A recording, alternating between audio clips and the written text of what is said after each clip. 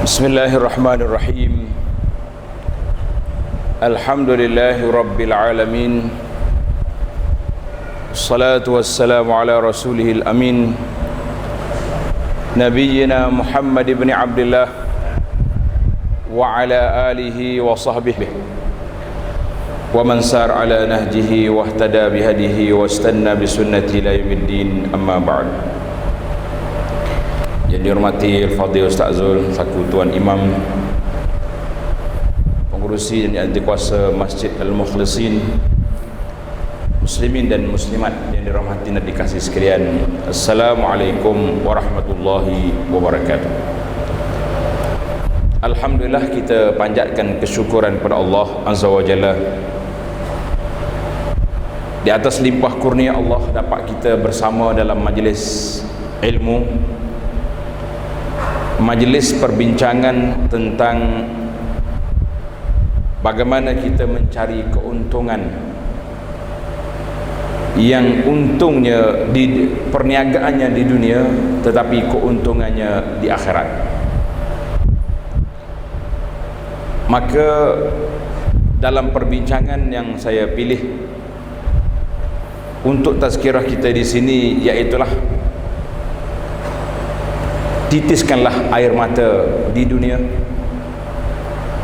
untuk memadam kepanasan api neraka di akhirat. Sebagaimana kata para ulama, kedudukan kita mengikut kadar lebat atau tidak. Bagaimana kita titiskan air mata kita kerana Allah Azza wa Jalla semata-mata, bukan menangis disebabkan oleh bala bencana. Kita tidak menangis disebabkan oleh kehilangan barang-barang yang berharga, tapi kita menangis kerana kita jauh daripada pencipta. Sekiranya di atas dunia ini kita tidak dapat menangis, maka sudah pasti di akhirat kita akan menangis dengan tangisan yang panjang.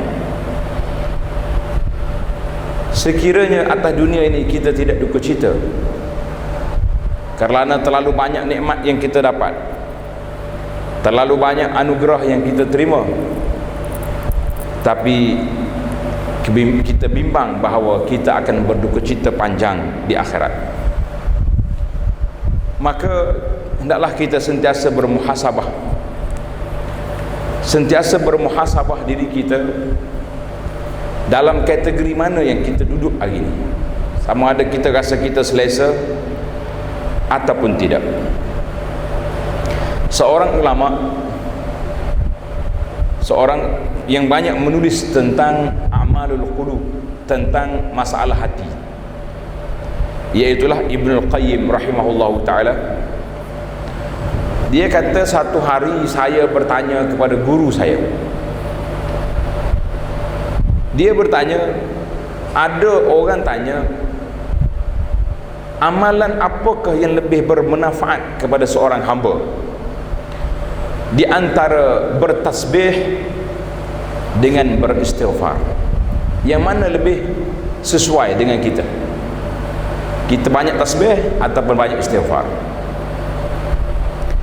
Kata di Tuan Syekh ini rahimahullah, idza kana thawbu naqiyan, kalaulah baju kita bersih, maka kita menggunakan bahur, wangian, itu lebih bermanfaat sebab baju sudah bersih. Jadi kita nak tambah kebersihan lagi dengan wangian. Tapi kalau baju kamu kotor, maka sabun dan air panas itu lebih sesuai untuk membersihkannya. Maka beliau seterusnya mengatakan, kaifa wathiyab, bagaimana keadaan kita sedangkan pakaian baju kain kita masih lagi belum bersih. Artinya setiap orang berfikir pendekatan yang telah diajar oleh Nabi sallallahu alaihi wasallam, bahawa Nabi kita sentiasa beristighfar, Nabi kita sentiasa bertaubat, dalam satu majlis saja sahabat kata, aku hitung ada yang riwayat kata 70, ada yang katakan 100 kali beristighfar. Rabbighfirli wa tub ilaih. Ya Allah, ampunkanlah, maafkanlah kesalahanku dan taubat, terimalah taubat. Kalau Nabi SAW mengajar kepada kita, maka menjadi suatu sunnah mesti kita jamakkan di antara dua perkara, iaitulah bertasbih, berzikir dan beristighfar. Istighfar untuk membersihkan, zikir untuk menghiaskan. Jadi dua perkara ini tak boleh kita asingkan. Dua perkara ni tak boleh kita rasa remeh lah. Sebab apa? Kita tak boleh duduk dalam keadaan kita rasa kita telah sempurna, kita rasa kita telah baik. Para jemaah sekalian, muslimin dan muslimat, bila kita bincang tentang tangisan,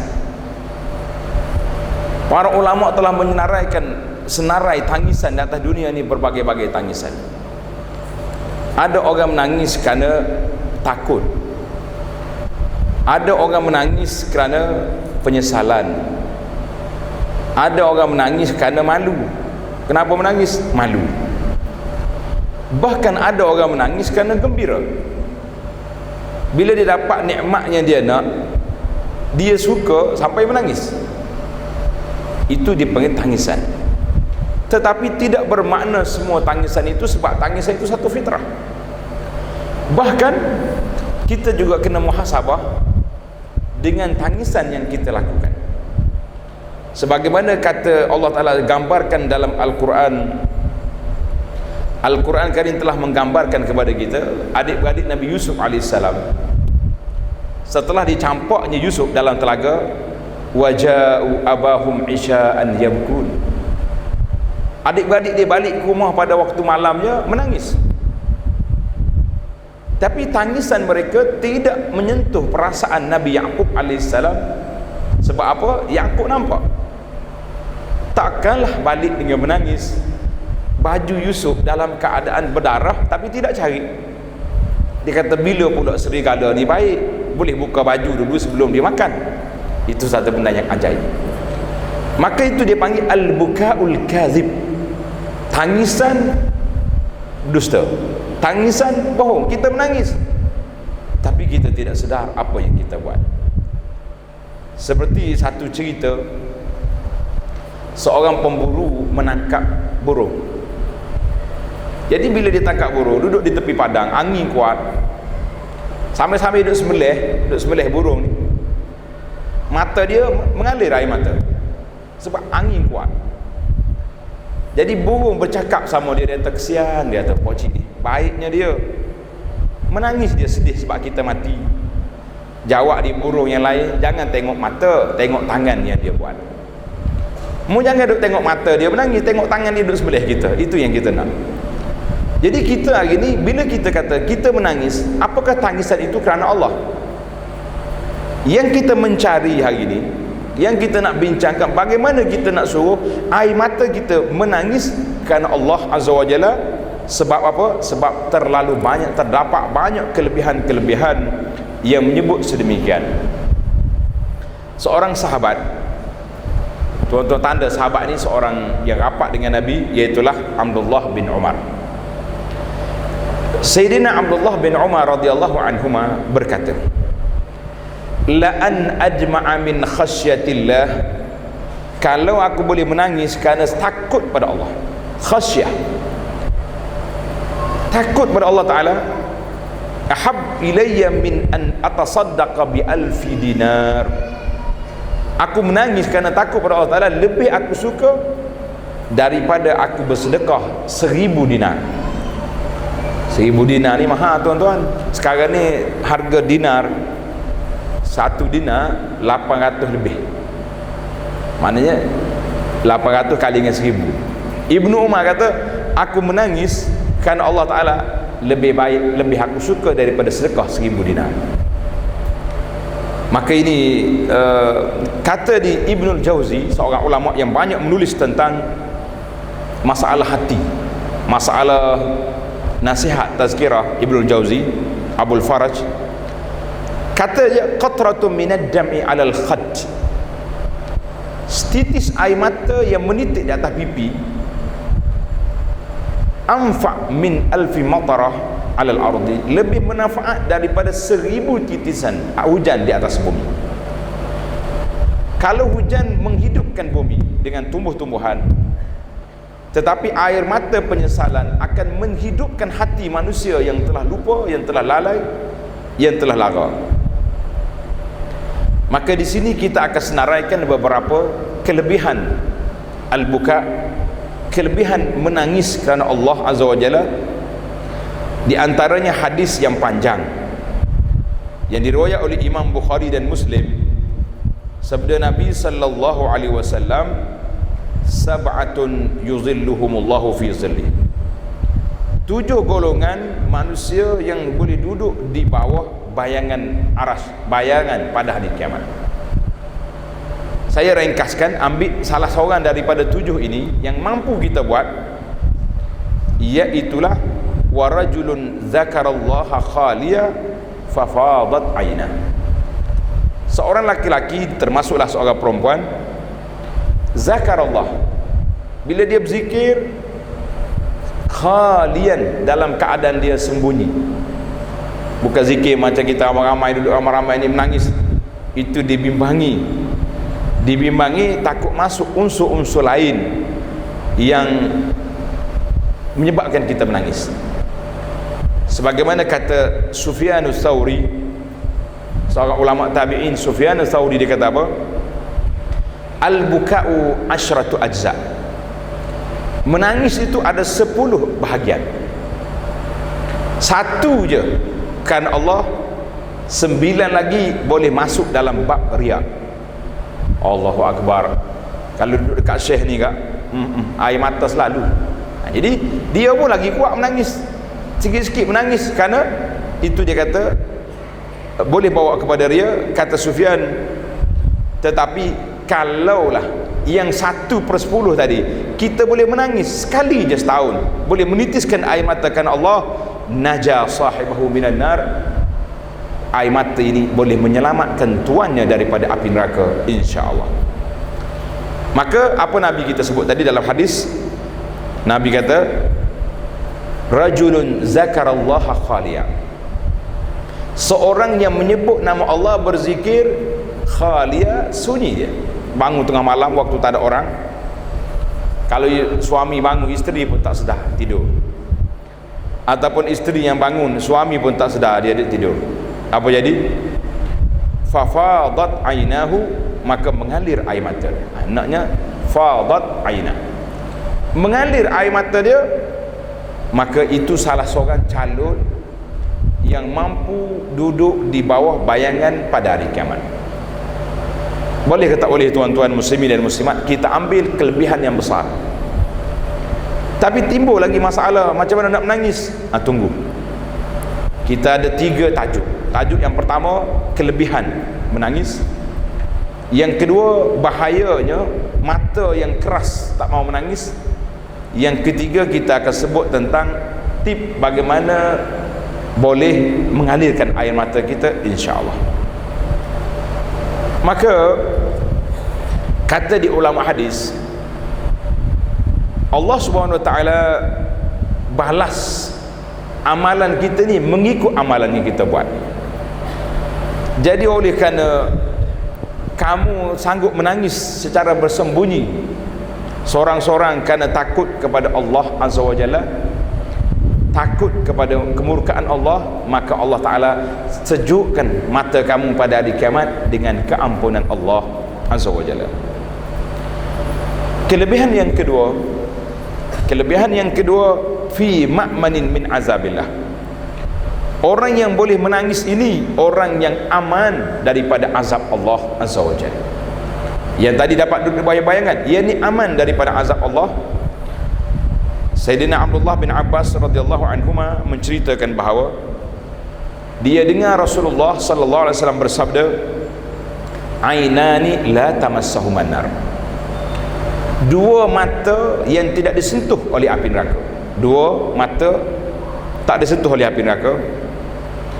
Yang pertama, ainun bakat min khasyatillah, mata yang menangis kerana takut pada Allah.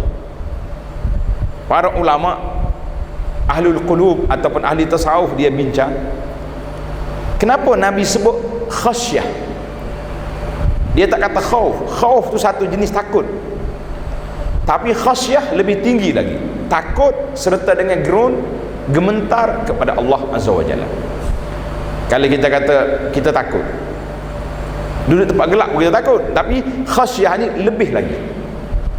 Ainun bakat min khasyatillah, mata yang menangis kerana takut pada Allah Azza wa Jalla. Yang kedua, wa ainun batat tahrusu fi sabilillah, mata yang berjaga malam menjaga sempadan negara daripada diceroboh oleh musuh. Ini para tentera, polis, pegawai-pegawai keselamatan yang menjaga keamanan negara, mereka berjaga malam kerana ini, maka mata mereka tidak disentuh oleh api neraka. Hadis ini riwayat At-Tirmizi.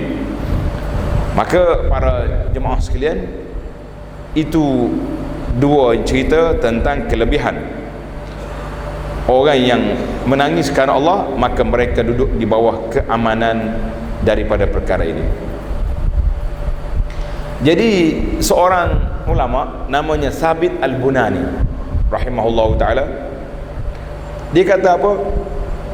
Ma taraktu fil masjid, ini ijtihad daripada dia, bukan sunnah. Dia kata, aku tak tinggal tiang di masjid itu kecuali aku solat di situ dan aku menangis di situ. Untuk apa? Mudah-mudahan tiang-tiang masjid ini menjadi saksi di hadapan Allah Azza wa Jalla. Maka mari ulama lain pula, nama dia Abu Hazim Salamah bin Dinar, masyhur, seorang ulama yang abid, yang kuat beribadat. Dia kata apa? Bila dia menangis, dia akan ambil air mata dia, sapu ke muka dia, sapu ke tempat-tempat lain. Orang tanya, kenapa ya Abu Hazim buat macam ni?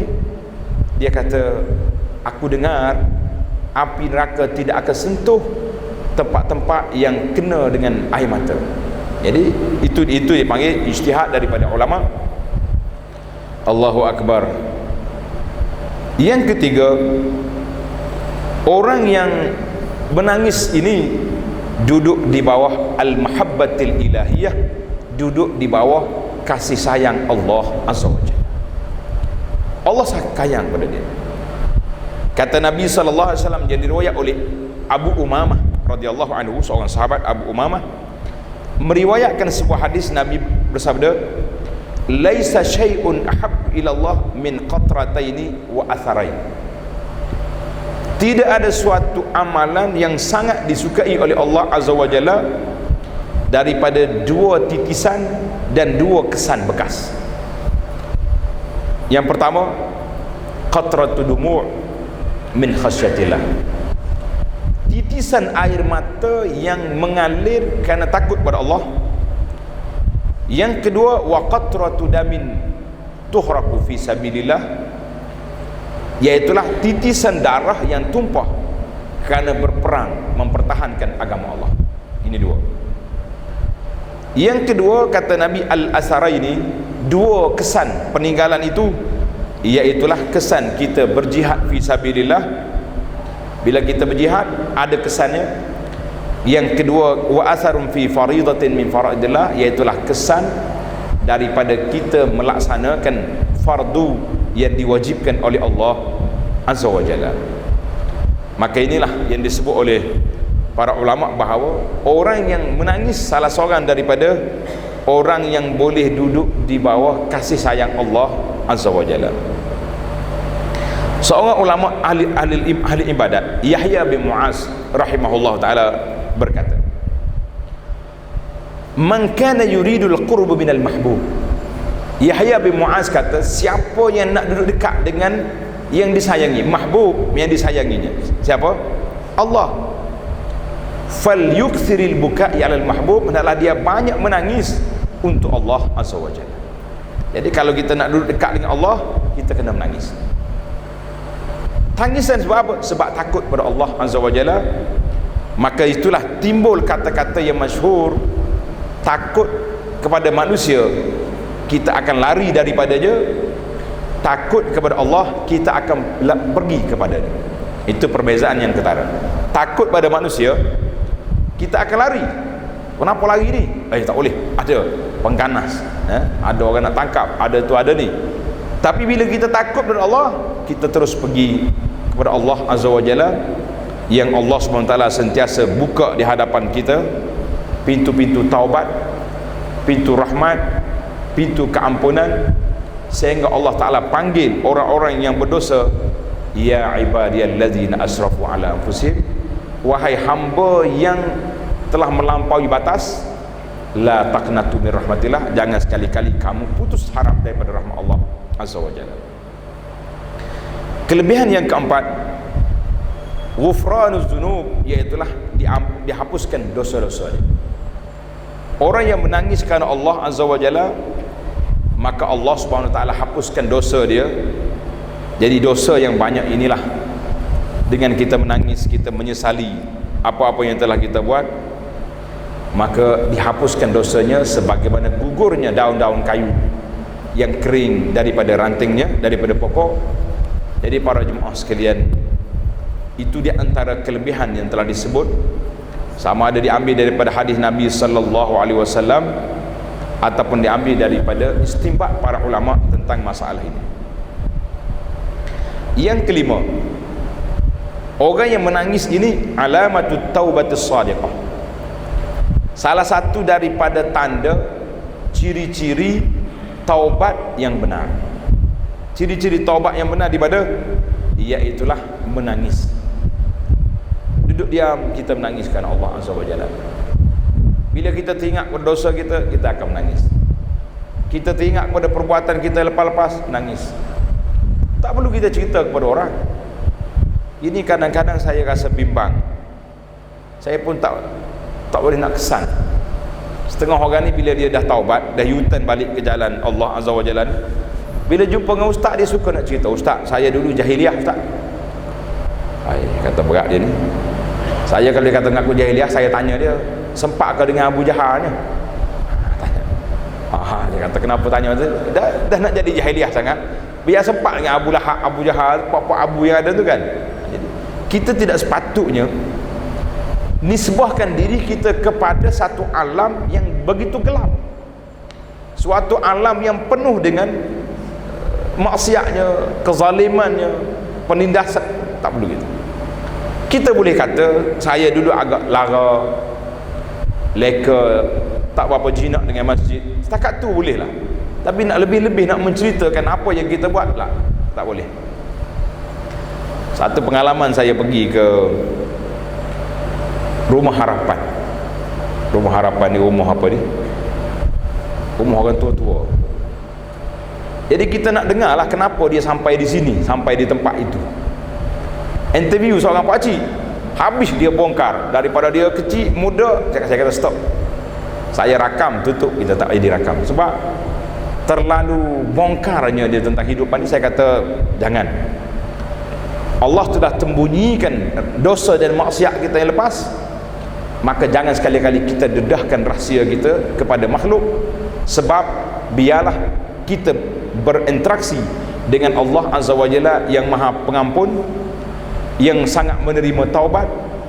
Sebab manusia ini berdendam, manusia akan menghina kita, tapi Allah SWT memuliakan hamba dia yang bertaubat. Maka di antara tanda taubat yang benar, apabila manusia ini menangis ketika mengenangi dosa-dosa yang lepas. Pasal itulah saya tengok,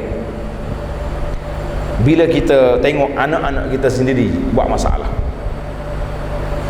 kita sepatutnya bila dia buat masalah, jangan duk mengamuk tak terpasal. Itulah saat detiknya kita bermuhasabah, ya Rabbi, apa kurang budak ni dengan aku dulu.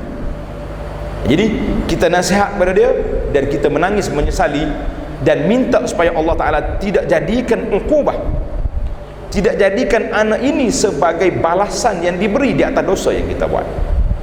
Kita menangis, ya Rabbi, tutuplah keaibanku, ya Rabbi, jangan dedahkan keburukanku, ya Allah, jadikanlah anak-anakku ni qurratu ain, penyejuk mata hati, anak yang soleh, anak yang patuh pada syariat. Aku telah menyesali perbuatan yang lepas, jangan jadikan mereka ini sebagai jazak, sebagai balasan kepada aku di atas dunia. Itu kita kena buat dengan Allah Azza wa Jalla. Yang keenam, bila orang menangis kerana Allah Ta'ala ni, menandakan hatinya masih bernafas, hatinya masih berdenyut. Kita ni, kita tak tahu hati kita ni hidup tak hidup. Ini masalah yang jadi masalah yang besar kepada kita hari ini. Apabila kita teringat kepada kemungkaran, maksiat yang kita buat dan kita boleh menangis, bermakna tuan-tuan syukurlah kepada Allah Azza wa Jalla, kerana di saat itu kita dapat kesan bahawa hati kita masih hidup, masih lagi bernafas, masih lagi bernyawa, masih lagi mengenali Tuannya Al-Khaliq, Al-Ghaffar, Allah Ta'ala yang maha yang pencipta, yang maha pengampun, yang maha penyayang.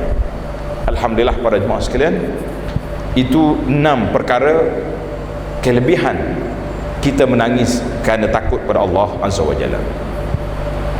Yang kedua, kita pindah kepada tajuk yang kedua, iaitulah syurut al-jazaiyah, kesan daripada kita tak boleh menangis. Tuan-tuan muslimin dan muslimat, bila kita tengok, kita mengenangi dosa kita, kita kenangi maksiat yang telah tersalah dibuat, kita mengenangi hubungan kita dengan mak ayah kita yang tidak mesra, tapi semua ini tidak menyebabkan kita menangis kan Allah Azza wa Jalla. Maka para ulama mengatakan itulah tandanya qaswatul qalbi, hati keras yang perlu diketuk dengan cahaya, dengan tukul keimanan kepada Allah Azza wa Jalla, yang kita akan sebut nanti. Seorang ulama, Abu Muhammad Sabit Al-Bunani rahimahullah ta'ala, dia mengatakan apa?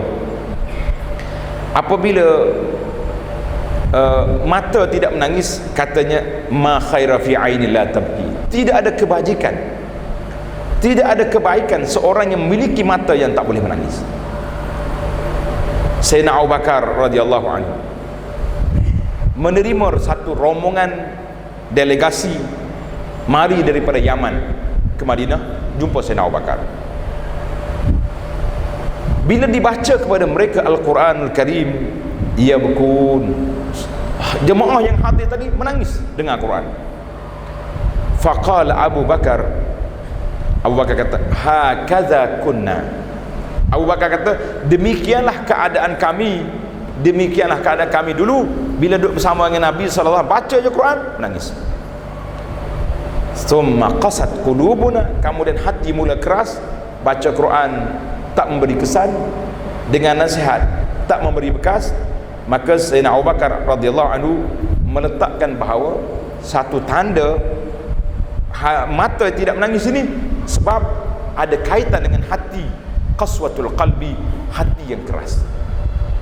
Allah Ta'ala sebut dalam surah Al-Baqarah ayat 74, wa inna minal hijarati lama yatafajjaru minhul anhar, ada di antara batu yang pecah keluar air.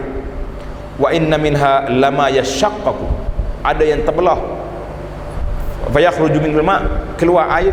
Wa inna minha lama yahbitu, ada batu yang jatuh daripada atas, min khasyatillah, kerana takut pada Allah Azza wa Jalla. Tapi hati manusia, summa qasat qulubuhum, hati manusia bila keras tak memberi bekas, tidak memberi kesan. Allah Ta'ala mari hantar ujian besar mana, banyak manusia terlupa.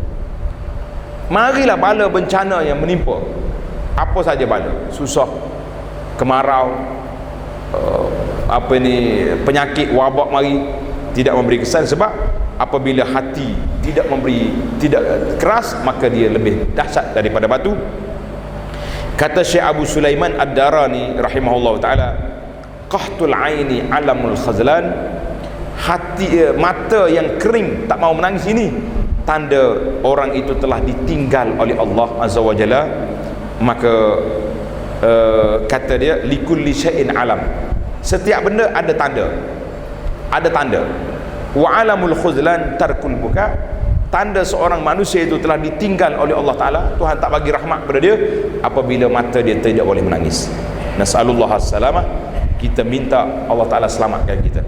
Yang kedua, kesan yang kedua, orang tak boleh menangis atas dunia dia akan menangis dalam neraka, wal iyaz billah.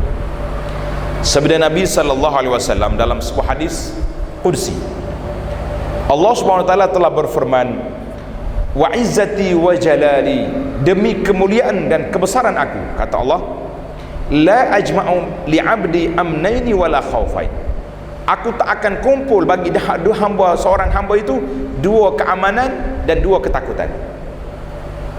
Dua keamanan, dua ketakutan. Apa dia? Kalau seorang hamba itu rasa aman atas dunia ni, relax ya dia, tak ada takut pada Allah, tak menangis, tidak menyesali perbuatannya, maka mereka ini akan mendapat ketakutan pada hari aku akan kumpulkan hamba-hamba. Wa in huwa khafani fid dunya, kalau seorang hamba itu takut pada aku atas dunia, amantuhu yauma ajma'u ibadi, aku beri keamanan kepada dia pada hari dikumpulkan manusia. Tuan-tuan tanda, hadis ini riwayat Ibn Hibban dengan sanad yang hasan. Jadi manusia, kesimpulannya, siapa yang tak boleh menangis atas dunia, tak takut pada Allah Ta'ala, maka dia akan menangis di akhirat.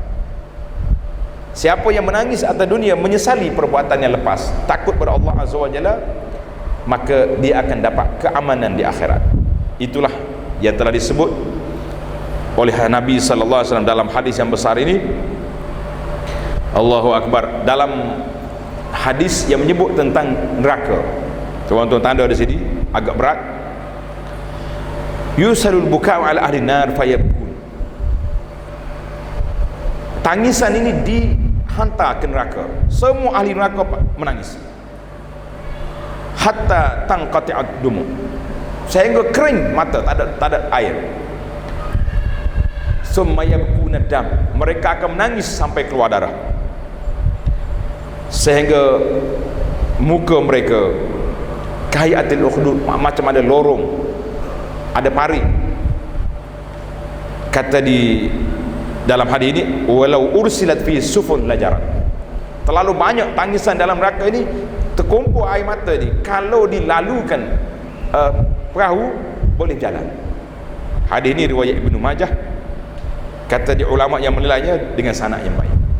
Ini dah menunjukkan bahawa tak dapat menangis atas dunia, kita akan menangis di akhirat, wal iyaz billah. Suatu benda yang sangat menakutkan kita para jemaah sekalian, muslimin dan muslimat, para jemaah sekalian. Itu dua kesan yang besar yang kita nampak hasil daripada mata kita tak boleh menangis. Tajuk yang ketiga, tashilatus safqah, bagaimana kita cuba mencari tip yang boleh menyebabkan kita akan menjadi manusia yang menangis, takut pada Allah Azza wa Jalla. Yang pertama, tafakkur fi zunubi, sentiasa berfikir kepada dosa kita, fikir kepada dosa. Cuma hari ni saya tengok orang duk viral, duk sebar dalam internet ni, kadang-kadang lebih sangat. Siapa dia tak solat, dosa dia begini-gini banyak. Siapa dia isteri yang sekali suami panggil tak mari, dosa sekian-sekian. Tuan-tuan muslimin dan muslimat, dosa dan pahala, syurga dengan neraka ini adalah benda yang gaib, benda tak nampak. Oleh kerana dia ni termasuk dalam perkara beriman dengan benda gaib, maka mesti berpaksikan kepada sandaran yang jelas daripada Nabi sallallahu alaihi wasallam. Tak boleh kita buat cerita macam-macam, kemudian ada pula anak-anak muda kita rajin buat gambar ni sebar dalam internet, maka kita mengatakan tidak. Walaupun dengan niat baik, nak suruh orang solat, siapa tak solat gini-gini dia punya balasan, kita mengatakan tak boleh kita nak sandarkan dosa dan pahala kecuali apa yang telah disebut oleh Allah dan Rasulullah sallallahu alaihi wasallam. Maka yang pertama sekali, tafakkur fi zunub, kita ingat kepada dosa-dosa kita yang lepas.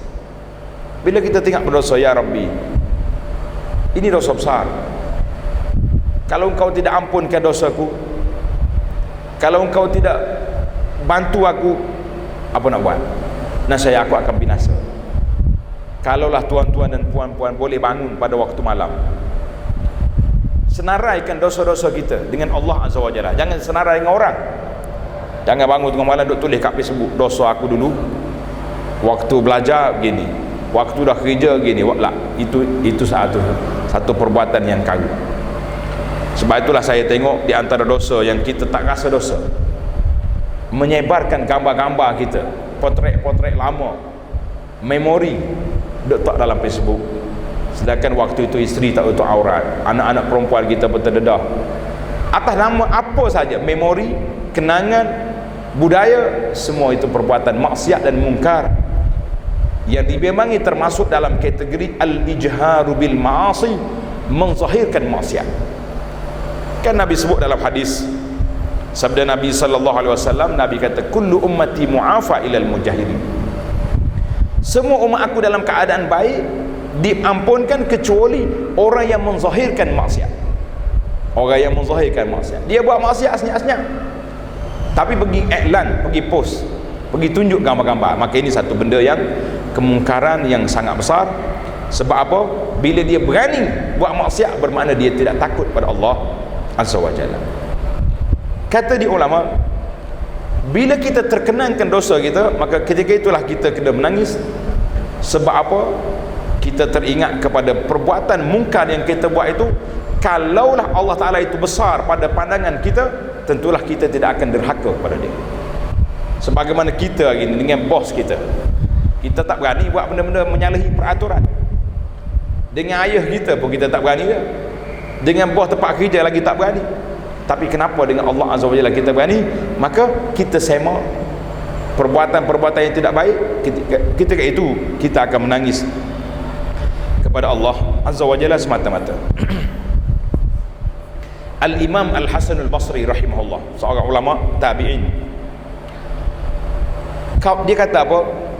Ka'annan nar lam tukhlaq illa lahu. Menangis je Hasan Basri ni, seolah-olah neraka tu dibuat untuk dia saja. Itu gambaran. Orang tanya dia, ya Syekh Hasan, kenapa menangis teruk sangat ni? Tuan ni orang alim, orang warak, orang yang hebat, ulama besar. Kata di Hasan, wa ma yu'minani an yakuna Allah ittala alayya fi ba'dhi zunubi. Aku bimbang, dengar tuan-tuan, aku bimbang, takut ada dosa yang aku buat yang telah ditengok oleh Allah Azza wa Jalla, sedangkan aku rasa benda itu tidak berdosa. Itu kebimbangan. Tapi kalau kita memang kita buat dosa, takkanlah tak ada kebimbangan lebih daripada yang ditakuti oleh Hasan Basri dalam isu perkara ini. Allahu Akbar. Yang kedua, kita letakkan keadaan kita di mahsyar, bagaimana kita bila kita bangun nanti di hadapan Allah Azza wa Jalla dalam kubur. Kalau kita buat dosa yang banyak yang tidak diampunkan oleh Allah Azza wa Jalla, tentulah kita dalam keadaan yang begitu dahsyat, tentulah dalam keadaan yang begitu teruk. Pernah Nabi sallallahu alaihi wasallam, Nabi kita sallallahu alaihi wasallam, bila dia baca ayat Quran, doa Nabi Ibrahim, tuan-tuan tanda doa Nabi Ibrahim ni dalam surah Ibrahim ayat 36, Rabbi innahunna adlalna katsiran minan nas faman tabi'ani fa innahu minni. Ibrahim doa, ya Allah, mereka telah menyesatkan ramai di kalangan manusia, siapa yang ikut aku, itulah umat aku. Kemudian dia baca pula ayat doa yang dibaca oleh Nabi Isa AS, surah Al-Ma'idah 118, in tu'azzibuhum fa innahum ibadu. Kalau engkau azab mereka, mereka tu hambamu. Wa in taghfir lahum fa innaka antal azizul hakim. Kalau engkau maaf, engkau maha beragah perkasa, maha pengampun, maha bijaksana. Maka Nabi kita angkat tangan, Allahumma ummati ummati, fabaka. Nabi kita angkat tangan berdoa, ya Allah, siapa yang nak menjaga umat aku? Maka Nabi menangis. Bila Nabi kita sallallahu alaihi wasallam menangis, Allah Taala hantar mari Jibril alaihissalam supaya pergi jumpa Nabi sallallahu alaihi wasallam. Pergi tanya Nabi, wa ma yubki, kenapa menangis ya Rasulullah? Kenapa menangis? Allah Ta'ala dah tahu, tapi dihantar Jibril pergi nak suruh Jibril tahu kenapa Nabi menangis.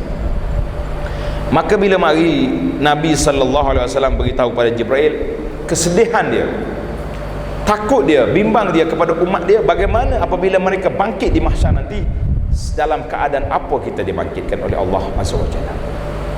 Maka Jibril AS telah dihantar oleh Allah Azza wa Jalla sekali lagi beritahu kepada Nabi SAW, ya Rasulullah, inna sanurdika fi ummika wala nasuk. Allah Ta'ala akan beri tentang umat kamu ni apa yang engkau redha dan kami tidak akan susahkan. Maka di sinilah para jemaah sekalian, bila kita bangkit, kita terfikir keadaan kita dalam kubur. Di antara cara nak melembutkan hati yang mudah kita nangis, iaitu kita pergi ke kubur. Pergi ke kubur, kita fikir, bercakap, kalau aku masuk dalam ni, apa yang ada dalam kubur. Nabi SAW kata Sayyidina Uthman radhiyallahu anhu, ketika dia pergi ke kubur, dia menangis sampai basah janggut. Orang tanya, ya Uthman, kenapa menangis? Uthman kata apa? Bagaimana aku tak menangis? Rasulullah SAW telah bersabda, innal qabra awwalu manzili min manazil akhirah. Kubur ini pintu masuk ke akhirat. Siapa yang selamat daripada azab kubur, selepas daripada itu lebih senang. Siapa yang tak lepas daripada azab kubur, fama ba'dahu asyad, dia lebih daripada itu cukup dahsyat. Maka Uthman menangis di atas tangisan Nabi SAW. Jadi para jemaah sekalian, bila kita fikir, tengok, kalau nak pergi kubur takut, malam-malam ambil gambar, tak dalam handphone ni, gambar kubur, motivasi tentang bagaimana kita pengalaman orang-orang yang cuba masuk dalam kubur. Allahu Akbar. Saya rasa tidak ada hati yang tersentuh apabila kita pergi termenung di atas kubur, tengok bagaimana manusia dalam tidak ada tempat untuk lari, duduk seorang diri. Yang menemani kita hanyalah ibadat, bekalan yang kita bawa, itu sajalah bekalan yang kita ada. Jadi pada ketika itu kita akan sedar dan insaf para jemaah sekalian. Yang ketiga yang kita kena letak di hadapan mata kita, iaitulah uhdur jahannam. Biar kita nampak neraka jahannam di hadapan mata kita. Kita teringat dengan azabnya, dengan segala perkara yang disebutnya. Pernah satu masa Nabi kita SAW, Nabi SAW berlaku gerhana matahari.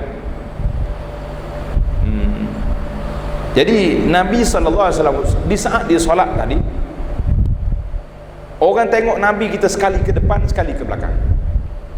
Orang tanya, ya Rasulullah, lepas pada solat, kenapa Nabi kita ni sekali ke depan, sekali ke belakang? Maka Nabi SAW sebut, waktu aku ke depan tu dibuka skrin syurga depan aku. Jadi Nabi pergi nak ambil buah-buah dalam syurga. Itu gambaran yang digambar pada masa itu dengan TV yang ada di rumah kita hari ini. Inilah gambaran. Kemudian ditukar skrin, nampak neraka, Nabi kita hundur ke belakang kerana terlalu terkejut dengan apa yang ada. Maka para jemaah sekalian, jadi inilah yang kita rasa kita kena sedar. Maka dalam sujud ketika solat gerhana, Nabi kita berdoa, ya Rabbi, alam ta'idni alla tu'azzibahum wa ana fihim. Bukankah engkau telah berjanji umat ini tidak diazab sedangkan aku bersama dengan mereka? Sehingga Nabi kita menangis pada saat itu dengan merayu kepada Allah Azza wa Jalla supaya tidak mengazabkan umat ini. Tetapi kita sebagai mencari bagaimana nak melembutkan supaya kita menangis, kita terfikir kepada neraka yang begitu dahsyat dengan segala azabnya, dengan segala perkaranya, sehingga akan disebut dalam asar, nikmat orang yang paling hina atas dunia, susah, duduk bergelandangan di bawah jambatan contohnya, tapi orang yang soleh, orang yang baik, orang beribadat Allah Ta'ala, sekali dia masuk dalam, pijak kaki dalam syurga, bila ditanya, dia kata tak ada, aku tak pernah hidup susah, terlupa segala benda. Tapi sebaliknya, orang yang paling nikmat atas dunia, Semua dunia di tangan ujung jari dia belaka, dengan duitnya, dengan pangkat, dengan apa. Sekali diselam dalam neraka wal-iyazubillah, bila dia tanya pernahkah tidak kamu dapat nikmat, dia kata tak pernah dapat nikmat. Itulah dia panggil dahsyat. Dahsyat, terlalu dahsyat. Yang keempat, kita kena ingat bahawa bekalan yang kita buat ini terlalu sedikit.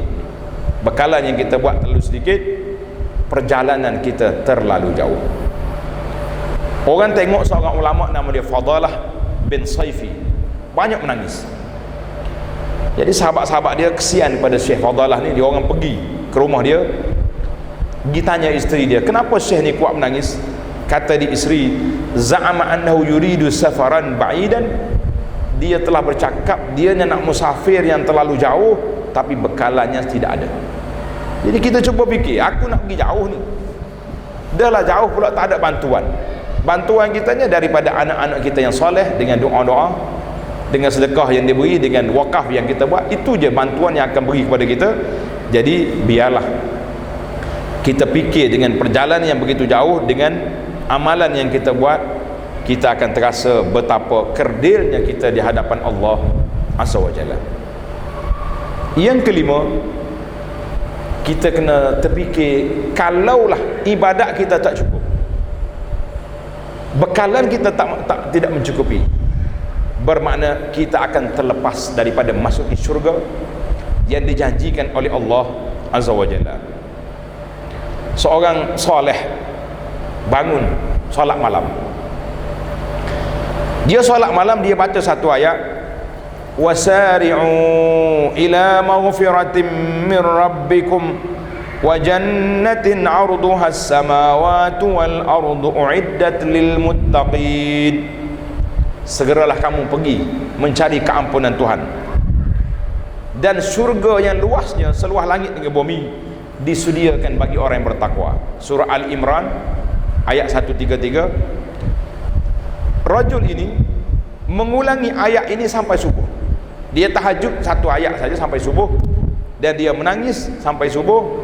Maka orang pergi tanya dia, Tuan, kalaulah syurga itu seluas langit dengan bumi, kenapa Tuan menangis? Patut kita gembira, tempatnya luas.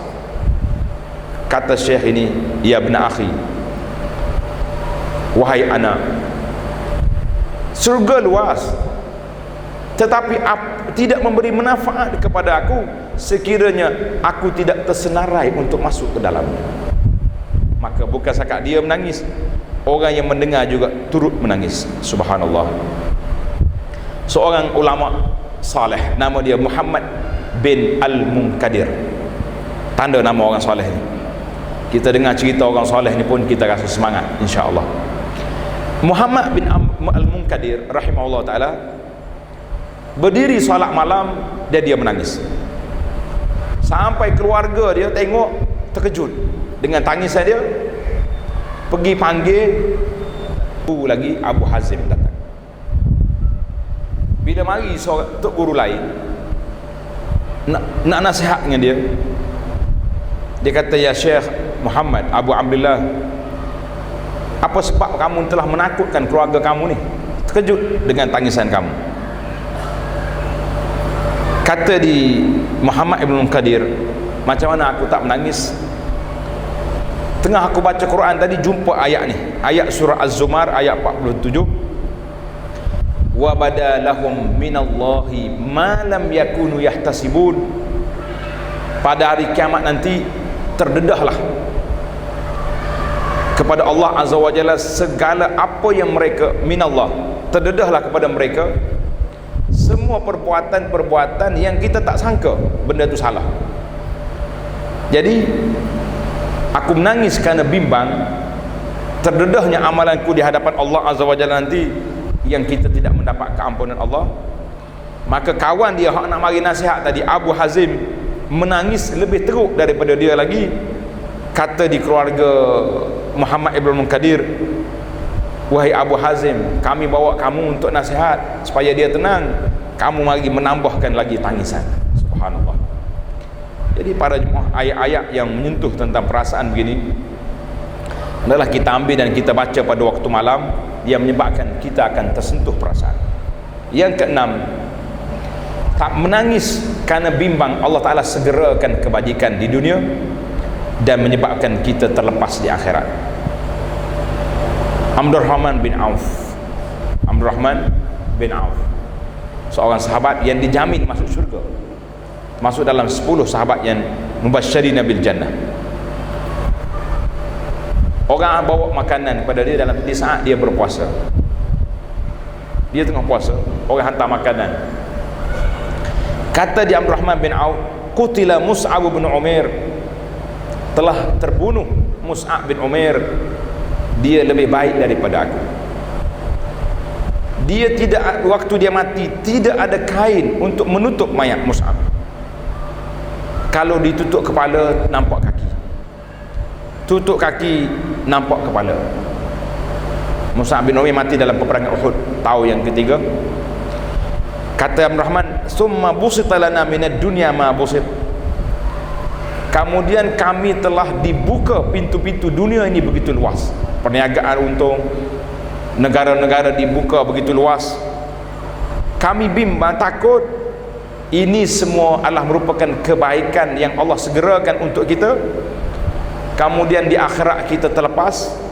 Summa ja'ala yabki wa hatta taraka ta'am, dia mula menangis, tak jadi nak makan.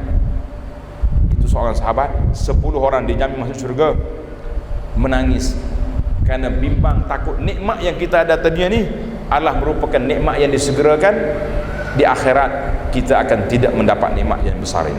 Allahu Akbar. Yang ketujuh adalah kita takut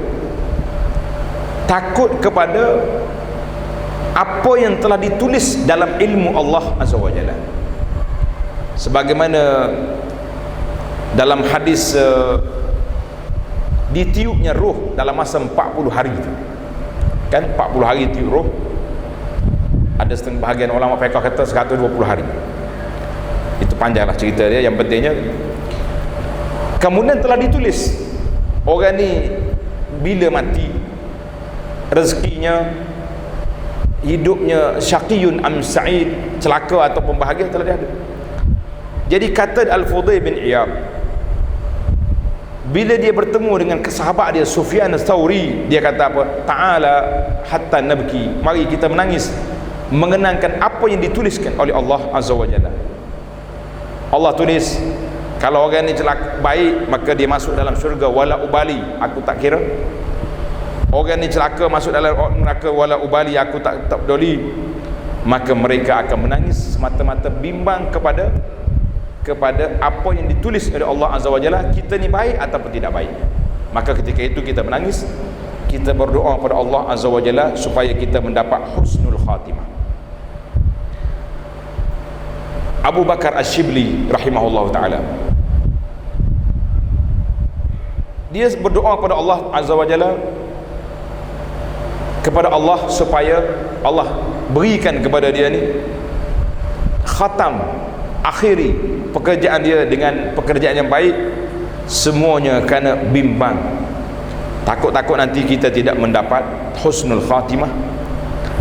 Yang ke-8 iaitulah kita hendaklah menangis kerana takut pada Allah Azza wa Jalla. Ini adalah merupakan suatu benda yang telah ditetapkan oleh Allah ke atas semua benda, termasuklah kayu, batu. Dalam tadi ayat kita sebut tadi, batu pecah, takut pada Allah Ta'ala. Bukit, mungkin tsunami yang berlaku, laut bergelora, kerana takut pada Allah Azza wa Jalla. Apa saja yang berlaku ini kerana takut pada Allah Azza wa Jalla. Mungkin disebabkan mungkar, maksiat yang dibuat oleh manusia, ia menyebabkan bukit bergoncang, berlakunya gempa bumi. Itu semua tidak jauh. Karena itulah Abdullah bin Umar radhiyallahu anhuma salat dalam Hijr Ismail dekat Kaabah dalam keadaan dia menangis. Bila orang tengok dia menangis, dia tanya, apakah kamu rasa pelik aku menangis? Apa yang pelik? Mu tengok waktu tu dia malam, mu tengok bulan yang ada di langit juga menangis kerana takut kepada Allah Azza wa Jalla. Dalam hadis Nabi sallallahu alaihi wasallam, Nabi kata, laisa syai'un illa wa huwa atwa'u lillah, tidak ada benda makhluk atas dunia ni kecuali taat kepada Allah Taala. lebih baik daripada manusia yang derhaka kepada Allah Azza wa Jalla. Maka para jemaah sekalian, yang terakhir yang dapat kita bincang iaitulah tentang tangisan Nabi sallallahu alaihi wasallam, Rasuli Rabbil Alamin wa syafi'il muznibin, maksum yang tidak berdosa menangis. Kata di Ibnu Mas'ud, satu malam Nabi kita panggil, ya Ibnu Mas'ud, iqra' alayya al-Quran. Ibnu Mas'ud baca Quran. Ibnu Mas'ud kata, kaifa aqra'u, macam mana saya nak baca Quran sedangkan Quran ini turun kepada Nabi sallallahu alaihi wasallam. Nabi kata, tak apa, aku suka dengar Al-Quran itu daripada orang lain, suka dengar orang baca. Maka Ibnu Mas'ud baca kepada Nabi surah An-Nisa. Bila sampai kepada ayat 40, fa kaifa iza ji'na min kulli ummatin bi syahidin wa ji'na bika ala haula'i syahida. Bila sampai kepada ayat ini, tiba-tiba Ibnu Mas'ud radhiyallahu anhu dengar Nabi kita sallallahu alaihi wasallam, Nabi kata apa? Hasbuka al-an, hasbuka al-an, cukuplah sekarang. Sebab apa? Ayat ni berat. Fa kaifa idza ji'na min kulli ummatin bi syahid. Bagaimana keadaan kalau kita bawa setiap umat itu saksi? Mana Nabi rasa berat nak menjadi saksi kepada semua umat ini. Wajibna bika ala haula'i syahida, dan kami jadikan engkau kepada semua manusia ini jadi saksi. Ibnu Mas'ud kata apa? Bila Nabi kata hasbukal an, cukuplah. Nabi kita tak suruh kata sadaqallah, dia kata hasbuk. Itu di antara sunnah kalau kita belajar Quran, kita nak suruh orang baca tu berhenti, kita kata hasbuka, cukup. Ibnu Mas'ud kata, aku paling tengok fa iza ainahu tazrifan, Nabi sedang menangis pada waktu itu sallallahu alaihi wasallam. Hadis ini dalam Bukhari. Abdullah bin Asy-Syakhir radhiyallahu anhu dia kata, aku pergi jumpa Nabi sallallahu alaihi wasallam sedang Nabi salat. Sedang Nabi salat. Apa jadi?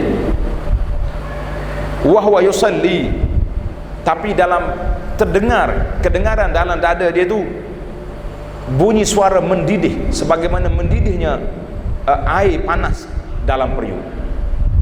Itu bahawa Nabi kita sallallahu alaihi wasallam minal buka, kerana Rasulullah sallallahu alaihi wasallam menangis dalam solat. Seorang ulama tabi'in, dia pergi jumpa dengan Aisyah, Sayyidah Aisyah radhiyallahu anha. Dia kata, ya Aisyah, boleh ke tidak ibu cerita kepada kami suatu benda yang pelik yang ibu tengok dalam kehidupan Nabi sallallahu alaihi wasallam. Aisyah kata apa? Semua urusan Nabi kana ajaba, pelik belaka. Aku nak pilih yang mana satu ni, pelik. Aisyah kata, tak apalah, aku cerita satu malam Nabi balik ke rumah dia, mana giliran tidur dengan Aisyah. Nabi kata, ya Aisyah, aku nak minta izin, tak nak tidur malam ni, nak beribadat. Aisyah ni isteri yang cerdik, dia tak kata tidur, ibadat tak ada. Dia luahkan perasaan dia. Dia kata, ya Rasulullah, saya sangat suka kalau boleh duduk sekali dengan Nabi, tidur sama, tapi saya suka juga tengok Rasulullah beribadat. Ini orang cerdik. Dia sebut perasaan dia dan disebut keizinan. Kata Aisyah radhiyallahu anha, bila Nabi kita bangun solat menangis sampai basah janggut. Bila dia rokok, basah lantai. Bila dia sujud, basah tempat sujud. Sehinggalah sampai kepada waktu azan subuh, Bilal datang. Bila Bilal mari tanya, ya Rasulullah, wa ma yubkika ya Rasulullah, kenapa tuan menangis? Sedangkan Rasulullah telah diampunkan dosa yang lepas, yang akan datang tak ada dosa, kenapa menangis? Kata Nabi sallallahu alaihi wasallam, afala akunu abdan syakura, tak bolehkah aku jadi seorang hamba yang bersyukur? Maka Nabi menceritakan, kaifala abki, bagaimana aku tidak menangis sedangkan telah turun ke atasku malam tadi ayat inna fi khalqis samawati wal ard 10 ayat yang terakhir surah Ali Imran itu. Dan ayat ini dibaca oleh Nabi bila bangun daripada tidur, satu sunnah. Jadi kita pun kalau bangun daripada tidur, kalau kita tak hafal Quran, pegang Quran. Kalau boleh tengok keluar rumah tu, tengok inna fi khalqis samawati wal ardh, kejadian langit dengan bumi, silih berganti malam dengan siang, la ayatin li ulil albab, menjadi tanda keagungan Allah bagi orang yang berfikir. Maka Nabi sallallahu alaihi wasallam kata, wailul liman qara'aha wa lam yatafakkara fiha, maka celakalah orang yang baca ayat ini tidak berfikir. Itulah para jemaah sekalian, mudah-mudahan tazkirah yang kita bincang ini, iaitulah ada 9 cara ringkas yang boleh menyebabkan kita menangis insya-Allah, dan juga menyebabkan kita akan dapat keampunan Allah, dan 2 mata kita tidak disentuh oleh api neraka insya-Allah. Subhanakallahumma wa bihamdika asyhadu an la ilaha illa anta astaghfiruka wa atubu ilaik. Wa sallallahu ala nabiyyina Muhammadin wa ala alihi wa sahbihi ajma'in walhamdulillahi rabbil alamin.